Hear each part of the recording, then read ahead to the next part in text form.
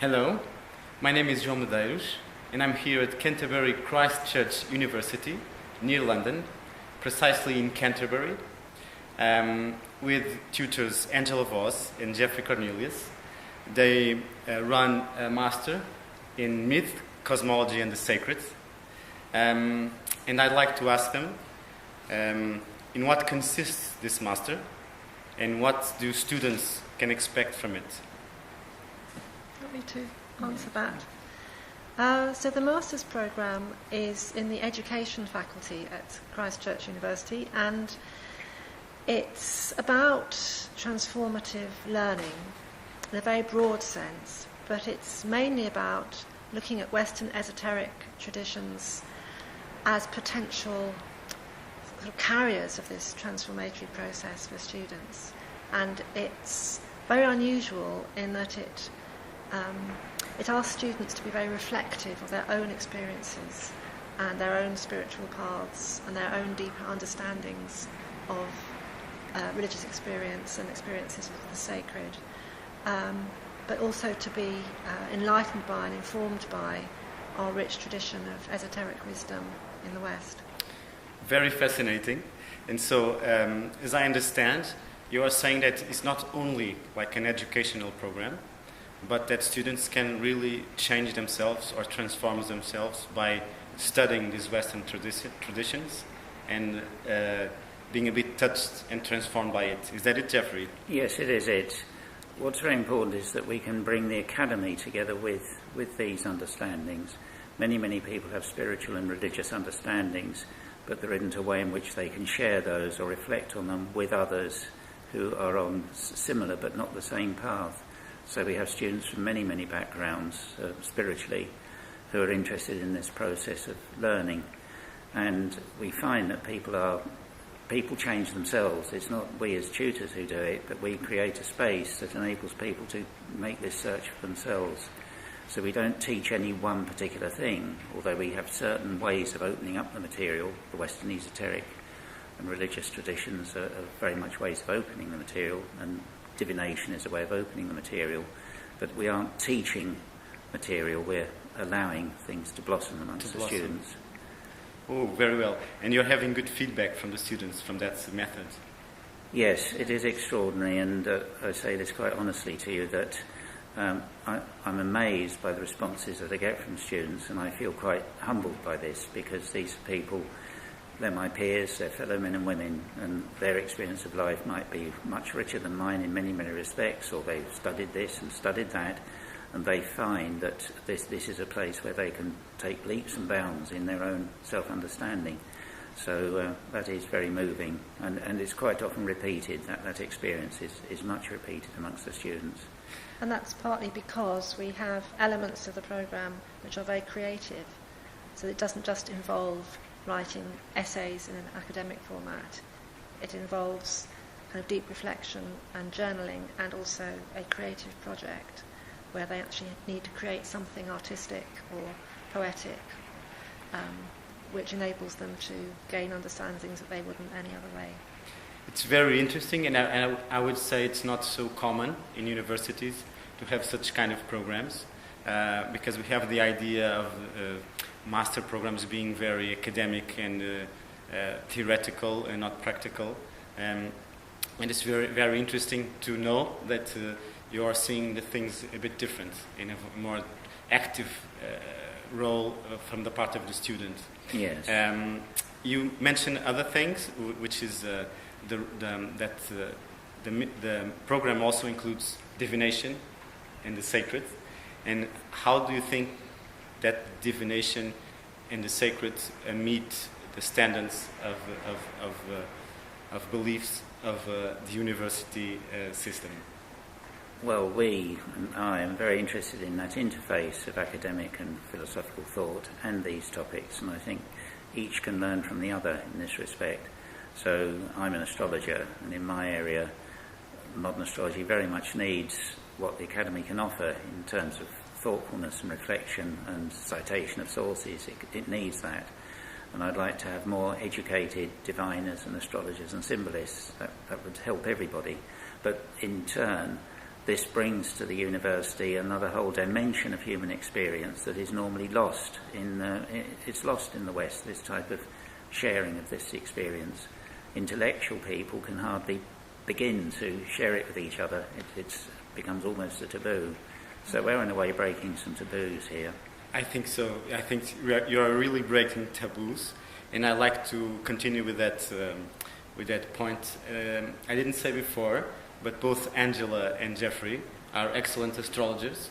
They have research in this field, and as Geoffrey told before, astrology is part, at least the philosophical system of thought of astrology is part of the program. I'm particularly interested because I'm an astrologer, and is in that quality that I interview you as well. And I would like, before asking questions about astrology itself in society and about astrology in your program, I would like to know a bit more of your path in these spiritual areas.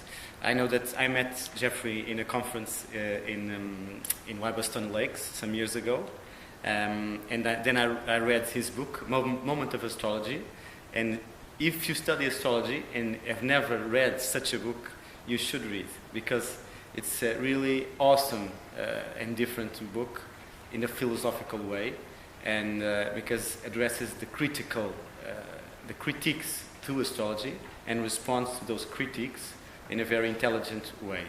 And Angela has wrote many essays in astrology and has a lot of research as well. So I'd like to know, starting with Angela, how did you get to these areas of spirituality and spirituality in the university? Because you are the founders of this program.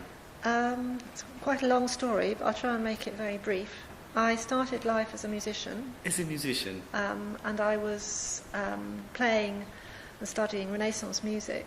And through my studies in the Renaissance, I discovered a 15th century astrologer and philosopher called Marsilio Ficino, who took me by the scruff of the neck and said, you've got to write about my practice of astrology for academics, because no one's understood how important it was as part of the Platonic revival in the Renaissance. So I wrote about Ficino and his astrological musical therapy that he practiced for my PhD thesis. I'd already learnt to be an astrologer myself. So I was both a musician and an astrologer, very interested in the role of the imagination in Neoplatonism in the Renaissance to achieve religious, spiritual sort of, knowing. And when the opportunity arose back in about 2000, I think it was, to begin teaching in these areas at the University of Kent, that's how it all started. And both Geoffrey and I had moved to Kent, and we're in the right place at the right time, and then we received a large amount of money from a private individual to begin setting up courses and then the master's degree. And I think it was all part of a divine providential plan. So beautiful what you're saying, and I found it very interesting as well that you started with music. And myself, I think sometimes astrology is like a musical code. And Marsilio Ficino was a big thinker in this area. And then you went to Kent, and then you both gathered, and then the project goes on. And you, Geoffrey, how did you get here? Yes, by another route, I suppose, but very related, because I was always interested in matters of the occult from a young age, and interested in tarot quite early, and divination is a great interest of mine. And then I discovered Jung, and that started me on a whole way of understanding. So I've taken in several different fields of study in my time. I got involved quite strongly in adult education, so I was a very early tutor in adult education astrology classes, which are evening classes for the ordinary population. And we managed to get astrology on the programme and other unusual subjects like dreams, amazing Buddhism step. on the syllabus. And so I've always been involved. I love adult education, which is quite different in its ethos, really, to junior education, in that you are dealing with life experience of fellow adults, and they often get neglected in our culture, but people actually often have a spiritual turn quite late on in their life, and they're looking for something else, and really we're part of offering them a way of exploring these things. So I think it's a wonderful project. Very, very nice. And you pointed out another thing that normally people think the other way around, as you said, because they don't think that education is for the whole life. For instance, in Portugal, I think in Spain, very similar. Normally people think education, like university, like something for late, beginning of the 20s and no more. Yeah. But people need to continue to learn for their whole lives. And especially when age comes more and more advanced, spiritual areas. And so there is the need for a spiritual education. Yes. And theological education that you provide, I think. I have many other questions. I'm trying to select them. I'd like to ask first Angela, because you are university teachers, and you are astrologers, and you are researchers. And you have both practices, like teaching at university and practicing astrology.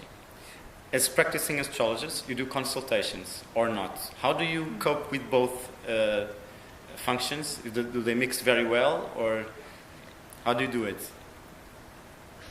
I've never seen them as kind of opposite, or I see them as very complementary. I've always seen studying as a spiritual exercise. I've always understood the act of reading as a sort of symbolic interpretation. And I think looking at a birth chart and helping somebody understand themselves through those symbols is just another part of how they would understand themselves if they were reading Jung or reading another text that really gripped them, and spoke to them deeply. So I don't see them as particularly different. And I've always felt that they complement each other, and both are soul activities, really, and that studying should be a soul activity when one's deeply engaged with it. It's just that in most sort of post-Enlightenment ways of thinking about academic work, it becomes a totally mind-based activity and doesn't engage the heart. So from the heart's point of view, I think these are just different modes, different modalities of learning about the world and oneself. So they relate very well in your case? For me they do, yes. And you, Geoffrey? Yes, the same. They relate very closely. I practice as... I love teaching astrology, so I do quite a lot, not just at the moment, but I plan to do a lot more teaching of astrology, even at very basic level. I like teaching it. I also do supervision work rather than do one-to-one lay client work. I do work with people who are already symbolists or astrologers, and I do some of that work privately. Sorry to interrupt, but you teach astrology inside or outside the university? Outside the academy. Outside the academy, yes. Okay. I don't see it... We often have this sort of debate, actually, Andrew and I don't see it as part of my function to teach people in the MA astrology. Okay. I want to help them understand issues of astrology, but it isn't my purpose to teach astrology. My mode would be very different if I was teaching astrology. You'd have a different set of understandings to work through, different program. But I don't, as with Andrew, I don't see it as separate. So what happens is we sometimes get people who contact me in supervision will then become interested in the university's work and the work we can do here. So one thing complements the other. And another thing, you see, in my own academic studies, such as they are, because they get put to one side all the time, I am interested in the study of the phenomenology and hermeneutics of divination. This is my study area. And it means that things I come across there are directly part of what I do in the course and talk with on the course. Mm-hmm. Things that students say to me here feed directly into my studies and understanding. And so for me, the project of astrology becomes enhanced by the work we do here and that I'm attempting to do. So I never want to see a divide occur between the academy and true practice of work that we do. So both feed each other in Both some way. should feed each other, and they do, yes, very they nice. do. Do you think that, because you've been through many stages in your process of learning and teaching astrology and the sacred, in my country I feel a bit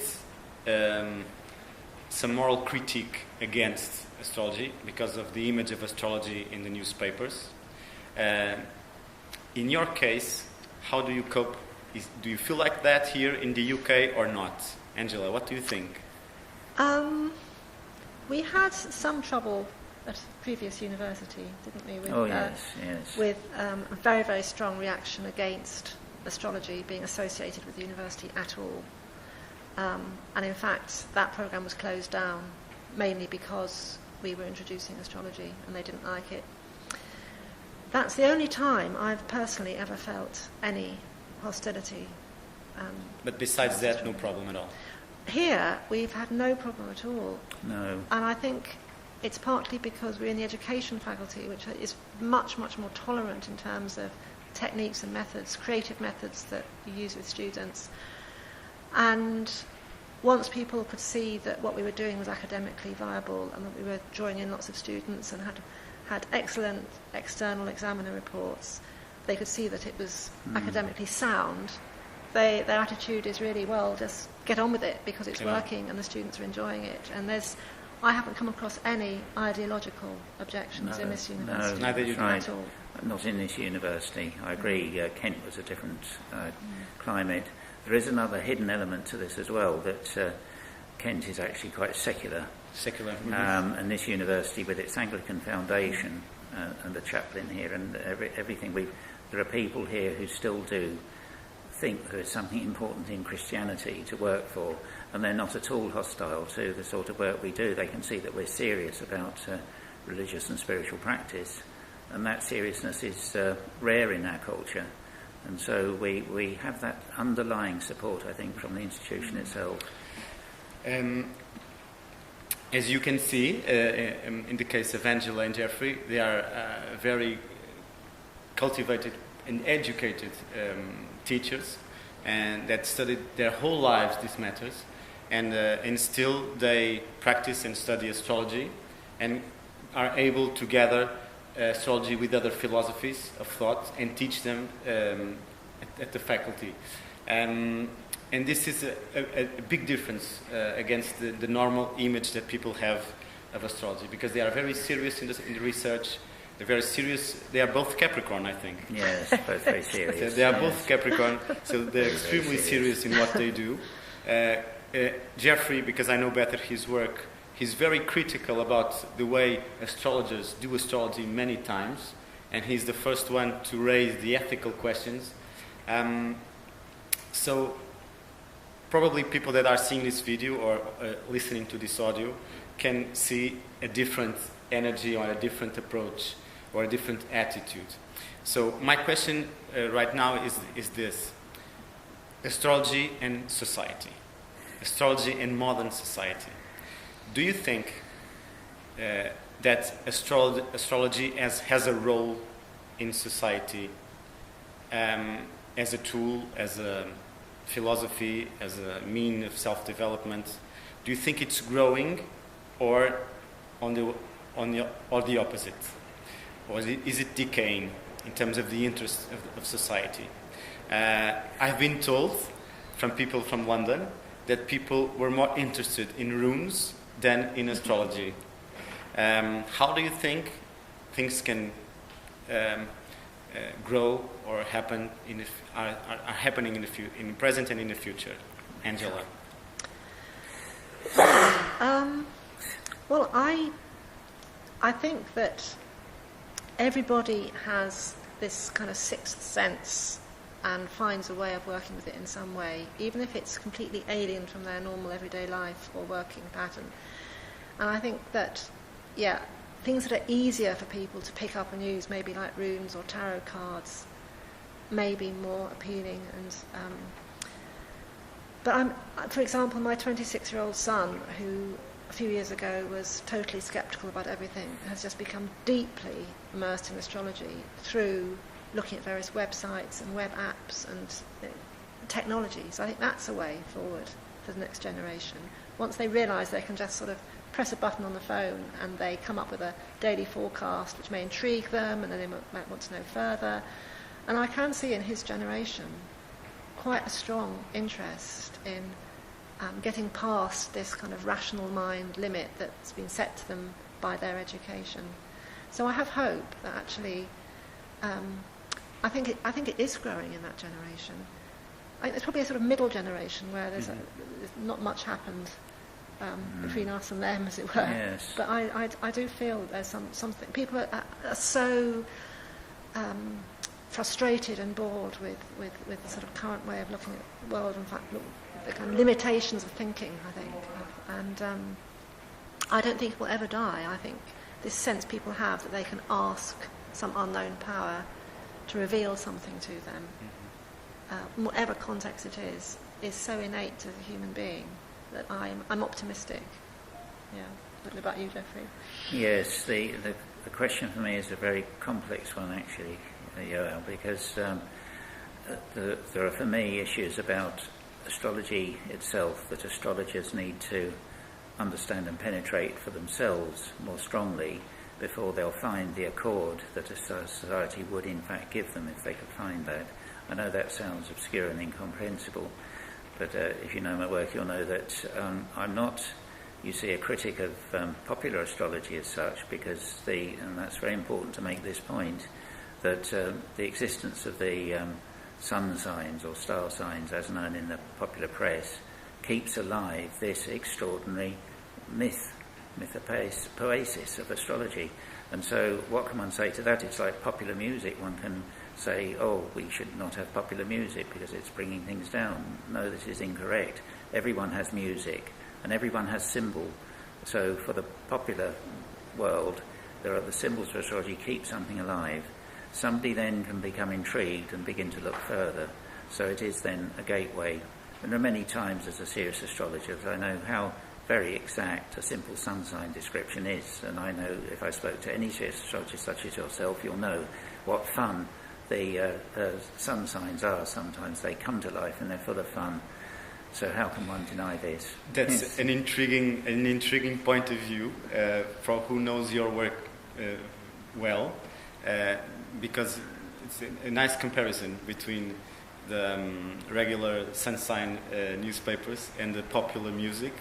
As an astrologer, I cannot say I'm fully in that point of view, but I understand that you might have some reason that it's better to have it than don't have it, and you're also a bit critical about other practices in astrology, like horary astrology, for instance. There is a huge astrology, as you know, raises absolutely huge questions about the nature of human being and the nature of destiny itself. And there is a strand that can come into very serious astrology that is highly deterministic. And so that does concern me, because at that point we begin to run into difficulty with many, many different understandings in society.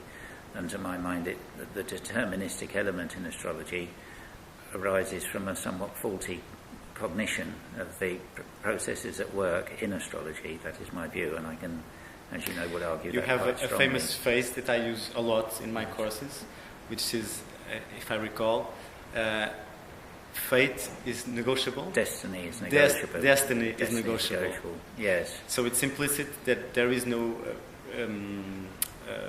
determinism, absolute determinism, but free will is present in your practice and your philosophy of astrology. To my mind, astrology and true divination puts people in the place of imagination where they are truly find their free purpose, and their decision is then at the heart of it. That's very odd, and it's the reverse of what it can seem to be. It's the reverse, yeah. I'll finish with the last question. As we said, we are in Canterbury, which is the birth of Christianity in England, and talking about this program of myth, cosmology, and the sacred.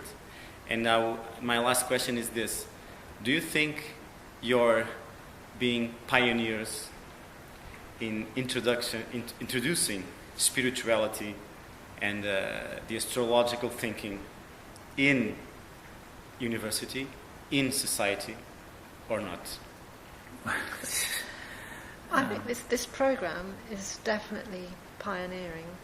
I mean, there are other programmes that look at the cultural aspects of astrology within history, but I think the pioneering aspect is the transformative learning. The transformative learning. And I think to be working towards dialogue and communication between paganism, Christianity, here in Canterbury is quite an extraordinary thing. And I feel somehow we've been drawn here to do this, whatever the future may hold. So yes, I think it's very significant that we're in Canterbury, and we had a student a few years ago who was an artist who created a beautiful image of the goddess Sophia of wisdom, and she set her in a cathedral, in a niche of the cathedral, and she was sort of semi-draped, semi-naked, and she was here in the chapel, on the wall of the chapel, for several months, and that to me was like a kind of supreme achievement of natural magic, if you like, that we managed to sort of bring these worlds together. So yes, that's what we're seeking to do, and I think in that we are really quite unique. I don't know of anywhere else that does anything like this. Yes, I don't want to lay... I'm cautious about laying big claims, but what we're doing is part of a pioneering movement. I must put down the place of honour as well for the milieu from which we came in the university, which was the programme in the MA programme in mysticism and religious experience at Kent University, where I was a student. That's where I got my master's, and Angela was on. You then became a tutor on the programme, of course, and I learnt from my teachers there, and that programme too was concerned with getting people to share the nature of religious and mystical experience, and so that's very in tune with what we're doing here. So there are always people who've gone behind, who've actually given you the next step to take, and we take the next step of a long path of steps. So, magnificent. I'd like to thank you this splendid conversation and give you the congratulations for this program. Thank you, Joel. Thank you. Yes.